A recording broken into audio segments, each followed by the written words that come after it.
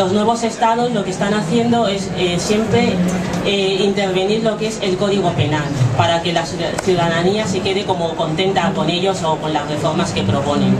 ¿Cómo lo hacen? Pues por medio de los medios de comunicación y las políticas criminales. Lo que quieren es como que generar una alarma social dentro de la sociedad con ciertos tipos de delitos que son muy graves.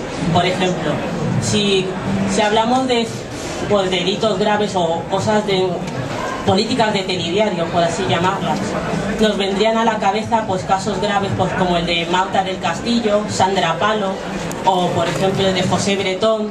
Son casos que han sido muy graves y que realmente tienen que ser condenados. Pero lo que hay que entender es que no por esos casos puntuales se puede reformar toda una ley. Toda una ley que te lo venden como que lo hacen por eso, pero en el fondo lo que están haciendo es controlar a la ciudadanía en cierto sentido. Por eso lo llamamos como políticas de telediario, como de prensa rosa. Pues, que José Bretón ha matado a sus hijos, pues vamos a cambiar toda la reforma penal, pero aparte vamos a hacer otros cambios que la ciudadanía no va a conocer porque no se lo va a leer, sino es alguien que esté dentro, haga un estudio y conozca lo que es la ley. Lo que se está pretendiendo es un cambio total del régimen de un Estado democrático. La base de un Estado democrático, en primer lugar, tiene como base la Constitución y los tratados internacionales, que son cosas inviolables y en un Estado de Derecho tienen que estar fijos.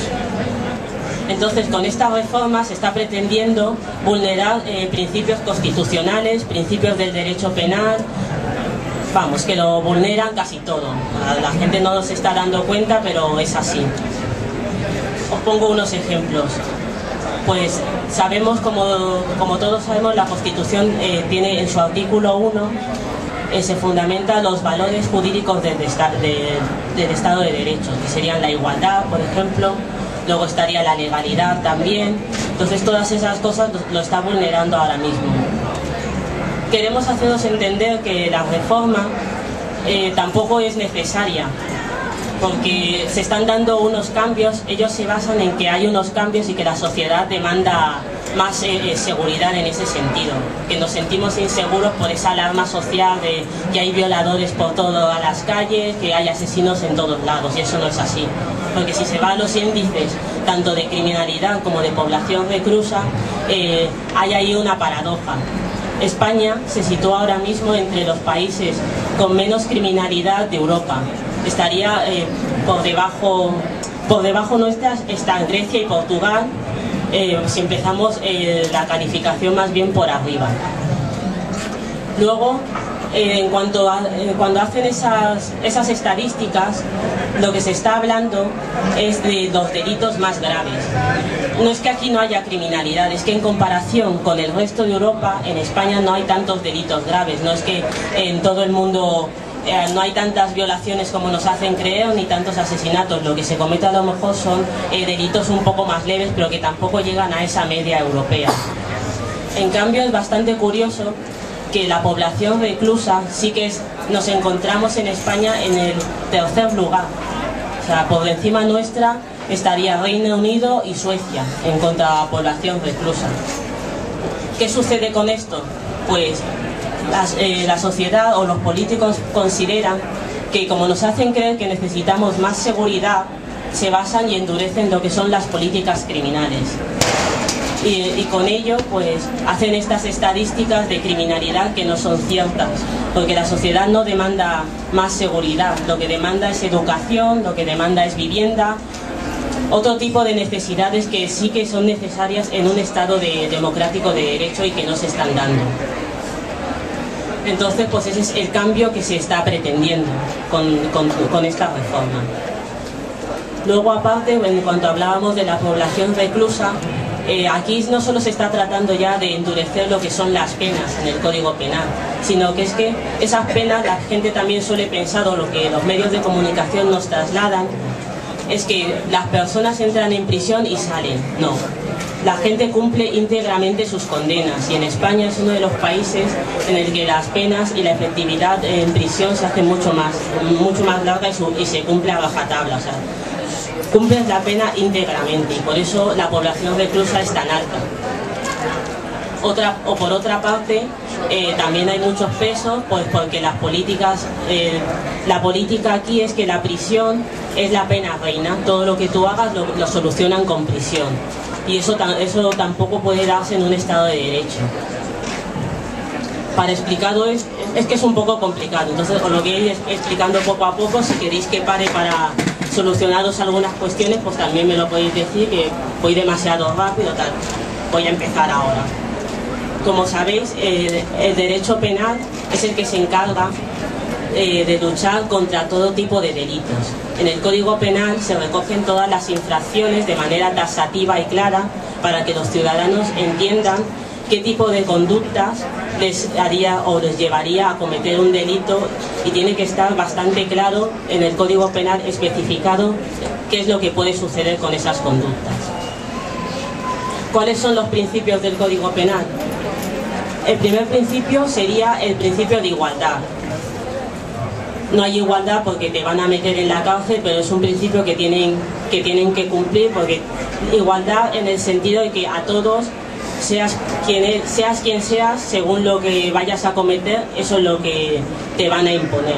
De ahí es la igualdad, es una igualdad en el sentido de la imposición de la pena.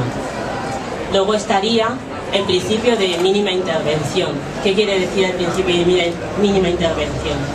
El Estado sabemos que tiene la potestad o la facultad de castigarnos, pero ese castigo tiene que llegar como el último recurso, no puede anticiparse a imponernos por cualquier cosa el derecho penal. El derecho penal tiene que ser la base de lo último, porque hay otras penas alternativas como pueden ser la multa, la localización permanente, los trabajos en beneficio de la comunidad. Y antes de todo eso, y después de todo eso, ya si eso puede ser la privación de libertad, pero la mínima intervención es que el derecho penal tiene que ser la última ratio. Por otro lado, estaría la presunción de inocencia. Como sabéis, todos somos inocentes hasta que se demuestre lo contrario. Pues con esta reforma lo que se está pretendiendo es dar la vuelta a este principio, sino que todos somos culpables y luego ya veré qué pena te voy a poner. Luego, otro de los principios es el principio de proporcionalidad de las penas. Las condenas tienen que ir en consonancia con el hecho que se te va a imponer, el hecho punible que estás cometiendo. Las penas no pueden ser ni exageradas ni desproporcionadas, tienen que ser acorde con los hechos que estamos cometiendo. Y luego estaría el principio de humanidad de las penas, que también se refleja en la Constitución. El principio de humanidad de las penas es que todas las penas tienen que tener una finalidad. Aunque son privaciones de libertad, esa privación tiene que garantizar algo, que esa persona cuando salga ni se sienta estigmatizado por haber estado en prisión y que dentro de la prisión se intente como reinsertarle en la sociedad, que no se quede ya excluido por haber cometido un delito. Eso es en lo que se basa el principio de humanidad de las penas. Y también que las condenas tampoco pueden ser excesivamente largas, porque ha quedado demostrado que por estudios psicológicos y criminológicos, que una persona que pasa en prisión más de 15 años ya sin tener ningún tipo de contacto con el exterior, esa persona ya está bastante mal como para que encima tú impongas penas que duren 25, 30, 40 o penas realmente indeterminadas e ilimitadas. Luego también quiero haceros llegar lo que conlleva el Estado democrático de derecho y qué cambio pretende el gobierno. Ahora mismo, pues sabemos que estamos en democracia, entre comillas, porque tú tienes ciertas garantías procesales, tienes ciertos principios que te protegen. Lo que está pretendiendo el gobierno es darle la vuelta una vez más a todo esto y llevarnos a lo que se conoce como un derecho penal de autor. En el derecho penal de autor lo que sucede es que no se te condena por el hecho que hayas cometido, sino que se te va a condenar por quién eres, porque se te considera una persona peligrosa. Ahora mismo nos encontramos en un derecho penal de hecho, que a ti se te condena o la pena se vincula con un hecho que tú has cometido, o sea, no por quién soy. Entonces lo que pretenden es que se te condene por quién eres. Eso es lo que se llama la teoría del derecho penal del enemigo. Todo lo que no sea acorde con el Estado son mis enemigos.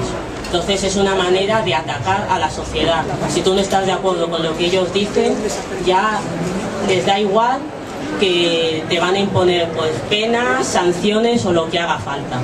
En eso se basa. ¿Y qué conlleva el derecho penal del enemigo? Pues el aumento de las penas, que es lo que están haciendo, endureciendo lo que es el Código Penal, una anticipación de ese derecho penal. Lo que os contaba de la mínima intervención lo adelantan para que no sea, para que la pena sea primero la pena reina, la prisión. Luego un recorte de garantías procesales, porque ciertos derechos que tenemos en el derecho penal, garantías a la hora de un procedimiento, van a quedar coartadas por este tipo de derecho penal. Y luego, por otra parte, también serían pues un recorte de principios y no justificando el bien jurídico protegido. El bien jurídico significa pues lo que, por ejemplo, si tú robas, el bien jurídico ahí protegido pues es la materialización de ese robo. Entonces están como justificando para que eso no tenga sentido, como rompiéndolo. Entonces son los aspectos que conlleva el derecho penal del enemigo. Y en base a todo eso pues es la reforma del Código Penal.